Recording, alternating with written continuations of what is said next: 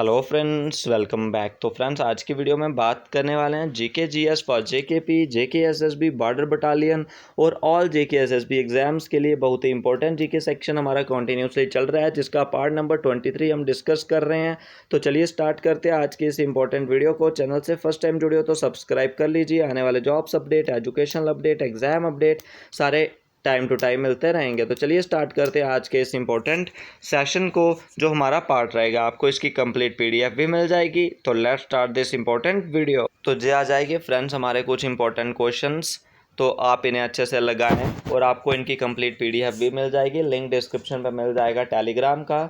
तो टेलीग्राम को आप ज्वाइन करके वहाँ से फ्री ऑफ का सारी की सारी पहले की अपलोडेड पीडीएफ, बहुत ही इंपॉर्टेंट, वहाँ पे अराउंड मैं बात करूँ 500 प्लस फाइल्स प्लस वहाँ पे होंगी। तो 500 प्लस फाइल्स, एक फाइल में भी आपके मैं बात करूँ 60 to 70 के क्वेश्चंस होंगे। तो 5 7 से कितने होते हैं 35, यानी कि अप्रॉक्सीमेटली बात करूँ 35,000 के करीब आपके वहाँ पे क्वेश्चंस जो पड़े हुए हैं। ठीक है, तो सबसे पहले फर्स्ट क्वेश्चन आपका आएगा, yeast is important source of. तो ईस्ट कौन से ही विटामिन का इंपॉर्टेंट सोर्स है? Vitamin C, vitamin A, riboflavin या विटामिन डी। ठीक है, तो जहाँ पे आपने बताना है, तो विटामिन सी की मैं सबसे पहले बात करूँ तो विटामिन सी का केमिकल नेम क्या हो जाएगा आपका? एस्कॉर्बिक एसिड हो जाता है। विटामिन ए का क्या हो जाता है आपका? विटामिन ए की डेफिशिएंसी की वजह से क्या होता है? नाइट ब्लाइंडनेस, जिसको हम बोलते हैं ज़ीरोथैल्मिया भी बोलते हैं। ठीक है, तो ये सब आपका रह जाएगा। और विटामिन डी की डेफिशिएंसी की वजह से जो रिकेट्स है वो कास होता है, यानी कि रिकेट्स या ऑस्ट्रोमलेशिया भी उसे हम बोल सकते हैं, ऑस्ट्रोमलेशिया भी उसे हम बोल सकते हैं। तो ये आपका रहेगा कुछ इंपॉर्टेंट। तो जहाँ पे जो हम बात करते हैं राइबोफ्लेविन, आपका विटामिन B2 हो जाएगा। और जो विटामिन ए है उसका केमिकल नेम रेटिनॉल हो जाएगा। और विटामिन डी का कैल्सीफिरोल हो जाएगा। ये भी आपने याद रखना है अच्छे से। विटामिन सी का मैंने आपको पहले बता दिया था, विटामिन सी का एस्कॉर्बिक एसिड केमिकल नेम हो जाएगा। और ईस्ट किसका इंपॉर्टेंट सोर्स हो जाता है? तो ईस्ट इसका इंपॉर्टेंट सोर्स हो जाता है विटामिन बी का। तो विटामिन बी यानी कि राइबोफ्लेविन जहाँ पे हो जाएगा। ठीक है, तो जहाँ पे आपने याद रखना है विटामिन B2 का जो केमिकल नेम है वो है राइबोफ्लेविन। तो चलिए नेक्स्ट क्वेश्चन की तरफ बढ़ जाते हैं। What is the formula of chloroform? तो क्लोरोफार्म का फार्मूला क्या होता है? CH2O, CH2HO, CHCl3, C3H2O। ठीक है, तो क्लोरोफार्म का होता है क्लोरो, जहाँ पे क्लोरीन का नाम आ रहा है, तो CHCl3 is the chemical formula of chloroform. तो ये आपके लिए बहुत ही इंपॉर्टेंट हो जाएगा। ठीक है, तो चलिए नेक्स्ट क्वेश्चन की तरफ, जो नेक्स्ट इंपॉर्टेंट क्वेश्चन हमारा आ जाएगा। तो नेक्स्ट क्वेश्चन आएगा, how long does it take the sun to reach to the earth? जो सन की रेस है वो अर्थ में पहुंचने तक कितना समय लेती हैं? ठीक है, 500 सेकेंड और 8 minute 19 second, 7 second, 6 minute, 7 minute. तो इस तरह कितना हो जाएगा? ऑप्शन नंबर ए, यानी कि 8 मिनट और 19 सेकेंड में जो सन की रेस हैं वो अर्थ के सरफेस तक पहुंच जाती हैं 8 मिनट में। ठीक है, तो चलिए नेक्स्ट क्वेश्चन की तरफ। जो नेक्स्ट क्वेश्चन हमारा आएगा, बहुत ही इंपॉर्टेंट सेशन है जो आपके सभी एग्जाम्स के लिए, जेके एसएसबी की बात करें, जेकेपी की बात करें, और जो आपके अग्निवीर स्टार्ट हो रहे हैं उन एग्जाम्स के लिए भी बहुत ही इंपॉर्टेंट क्वेश्चंस हो जाएंगे।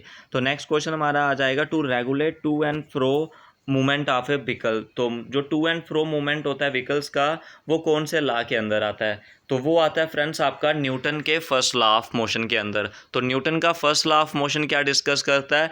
जब कोई भी बॉडी रेस्ट में हो, जब मोशन में हो, वो तब तक नहीं रुकती जब तक हम उस पर कोई फोर्स नहीं लगाएं। तो उसी को फ्रेंड्स हम बोलते हैं एनर्शिया। तो एनर्शिया भी आगे 3 टाइप का होता है, inertia of rest, inertia of motion और एनर्शिया ऑफ डायरेक्शन। तो जहाँ पे एनर्शिया होता है, एनर्शिया रेस्ट वाला भी होता है और एनर्शिया मोशन वाला भी होता है। तो इसका राइट आंसर दोनों हो जाएगा। सॉरी, नेक्स्ट क्वेश्चन आ जाएगा, टाइप ऑफ कॉनकेव मिरर। तो जाने कि आपने बताना है कौन सी इमेज फॉर्म होती है कॉनकेव मिरर में, real and virtual, real, virtual या इनमें से कोई भी नहीं। तो रियल एंड वर्चुअल जहाँ पे जो इमेज है वो फॉर्म्ड होती है कॉनकेव मिरर के केस में। नेक्स्ट क्वेश्चन आपका आ जाएगा फ्रेंड्स, एसआई यूनिट बताना है प्रेशर का। तो प्रेशर का एसआई यूनिट में बात करूँ, सबसे पहले प्रेशर का फार्मूला क्या होता है फ्रेंड्स? फोर्स डिवीजन में area, force acting to the per unit area is known as pressure. तो न्यूटन का एसआई यूनिट, न्यूटन किसका एसआई यूनिट है? फोर्स का। पास्कल किसका एसआई यूनिट है? प्रेशर का। एरिया का एसआई यूनिट क्या है? Metre square. और न्यूटन बाय क्या लिखा है यहाँ पे, प्रेशर। तो न्यूटन बाय प्रेशर किसी का यूनिट नहीं है, तो ऐसा यूनिट ऑफ प्रेशर क्या हो जाएगा फ्रेंड्स, आपका पास्कल। तो option number B is the right answer इस क्वेश्चन का हो जाएगा। ठीक है, ये भी आपने याद रखना है अच्छे से, बहुत ही इंपॉर्टेंट सेशन है आपके सभी एग्जाम्स के लिए, सभी कॉम्पिटिटिव एग्जाम्स के लिए।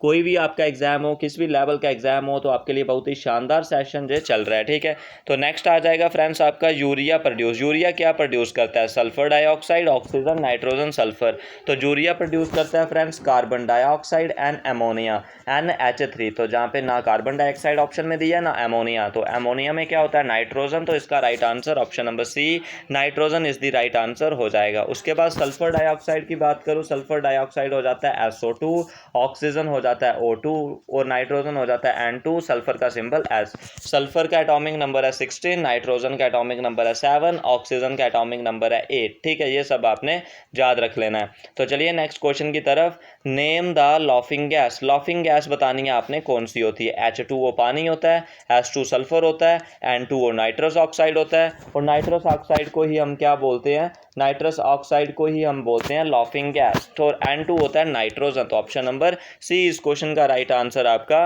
हो जाएगा। नेक्स्ट क्वेश्चन आएगा फ्रेंड्स आपका फार्मूला ऑफ ओजोन। ओजोन का फार्मूला क्या होता है, O3, O2, O4, O5। तो ozone is the try atomic form of oxygen. Try atomic यानी कि जिसमें 3 एटम होते हैं, तो 3 एटम किसमें, O3 में। O3 is the chemical formula of ozone. Option number A is the right answer इस क्वेश्चन का हो जाएगा। चलिए नेक्स्ट क्वेश्चन की तरफ। The vitamin found in the ray of सन। तो सन की रे में कौन सी विटामिन जो फाउंड होती है। ठीक है, तो जहाँ पे आपने बताना है, जो सन की रे में कोई भी विटामिन नहीं होती। हमारी बॉडी में क्या होता है कि कुछ जो क्या होते हैं कि मतलब पिगमेंट्स होते हैं, जिसकी वजह सनलाइट जब उन पे पड़ती है तो उनमें एक्टिवनेस आ जाती है, और जब वो एक्टिवनेस आती है तो विटामिन डी हमें हमारी बॉडी में एक्टिव हो जाती है। अब जहाँ पे लिखा हुआ है आपका विटामिन ई, तो विटामिन ई की बात करूँ, विटामिन ई का केमिकल नेम हो जाएगा टोकोफिरोल। ठीक है, विटामिन ई का केमिकल नेम हो जाएगा टोकोफिरोल। विटामिन सी का केमिकल नेम मैंने आपको पहले भी बताया, एस्कॉर्बिक एसिड। विटामिन डी का केमिकल नेम क्या हो जाएगा, कैल्सीफिरोल। और विटामिन बी में बहुत सारे कम्प्लेक्सेस आते हैं। बात करूं मैं विटामिन B1 की, chemical name thiamine. Vitamin B2 riboflavin. Vitamin B3 niacin. Vitamin B5 pantothenic acid. Vitamin B6 pyridoxine. Vitamin B10 folic acid. Vitamin B12 cyanocobalamin हो जाएगा। तो सनरे हमें कहाँ से मिलती है, विटामिन डी से। Option number C is the right answer. Next question, वेरी वेरी is caused due to the deficiency of. देखिए विटामिन सी, तो विटामिन सी की डेफिशिएंसी की वजह से क्या होता है, विटामिन सी की डेफिशिएंसी की वजह से होता है स्कर्वी। ठीक है, उसके बाद विटामिन ई की डेफिशिएंसी की वजह से क्या होता है, एनीमिया। और जो स्टेरिलिटी प्रॉब्लम होती हैं जो बहुत कम होती है। उसके बाद विटामिन बी की वजह से बात करें तो विटामिन B1 की वजह से होता है बेरी वेरी। विटामिन B2 की वजह से होता है क्रैक स्किन। विटामिन B3 की वजह से होता है पेलग्रा। विटामिन B5 की वजह से होता है डायरिया। विटामिन B6 की वजह से होता है स्किन प्रॉब्लम। विटामिन B10 की वजह से होता है एनीमिया। और विटामिन B12 की वजह से भी पर्नीशियस एनीमिया। उसके बाद विटामिन ए की वजह से ड्राई स्किन और नाइट ब्लाइंडनेस हमें होता है। ठीक है, ये सब आपने याद रखना है विटामिन के अकॉर्डिंग। नेक्स्ट क्वेश्चन जो हमारा आ जाएगा, due to the condensation of water temperature. Water condensation पे वाटर का टेम्परेचर क्या होता है, डिक्रीज हो जाता है। ठीक है, वो क्या हो जाता है, कम होना जाता है, क्योंकि उसमें पार्टिकल्स कागुलेट हो जाते हैं, इकट्ठे होना स्टार्ट हो जाते हैं। ठीक है, तो नेक्स्ट आएगा largest part of the human body. Human body का सबसे बड़ा पार्ट कौन सा होता है, लीवर। ठीक है, नेक्स्ट आ जाएगा maximum amount of iron is found in which part. तो मैक्सिमम अमाउंट ऑफ जो आयरन होता है कौन से बॉडी पार्ट में होता है, ये आपने कमेंट सेक्शन में करके बताना है। नेक्स्ट क्वेश्चन आ जाएगा, जब पानी में साबुन नहीं लगता है तो उस पानी को कौन सा पानी बोलते हैं, हार्ड वाटर, सॉफ्ट वाटर, दोनों या कोई भी नहीं। हार्ड वाटर होता है। हार्ड वाटर होता है फ्रेंड D2O, यानी कि ड्यूटीरियम की ऑक्साइड होती है। जब वो ड्यूटीरियम यानी कि हाइड्रोजन का ही एलोट्रॉप है, तो वो जब किससे रिएक्ट करता है, वो रिएक्ट करता है फ्रेंड जब पानी से, तो बन जाता है क्या हमारे पास, हार्ड वाटर। तो ये सब आपने याद रखना है। ये थे आज के कुछ इंपॉर्टेंट क्वेश्चन। अब मैं आपको कुछ क्वेश्चन होमवर्क में देता हूँ, तो आपने यूनिट बताना है। सबसे पहले आपका यूनिट क्या हो जाएगा, डेप्थ ऑफ सी की आपने बताना है। ठीक है, डेप्थ ऑफ सी का यूनिट क्या हो जाता है, डेप्थ ऑफ सी। ठीक है, डेप्थ ऑफ सी ये क्वेश्चन हो जाएगा, इसका यूनिट बताना है। उसके बाद आप यूनिट बताओगे मुझे किसका, आप यूनिट बताओगे फ्रीक्वेंसी का। ठीक है, फ्रीक्वेंसी का यूनिट बताना है, फ्रीक्वेंसी का यूनिट बताना है।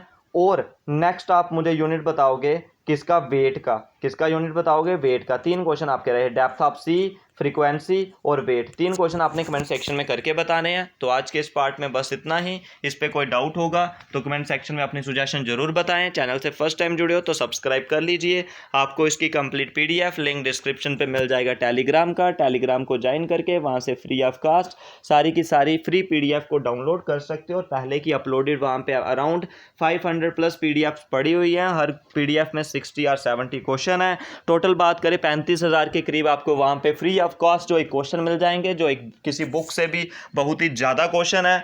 तो बिल्कुल वहाँ से आप प्रैक्टिस कर सकते हो और अपनी सिलेक्शन को श्योर कर सकते हो। तो आज के इस वीडियो पार्ट में बस इतना ही। कोई डाउट होगा तो कमेंट सेक्शन में जरूर पूछिए। चैनल से फर्स्ट टाइम जुड़े हो तो सब्सक्राइब कर लीजिए।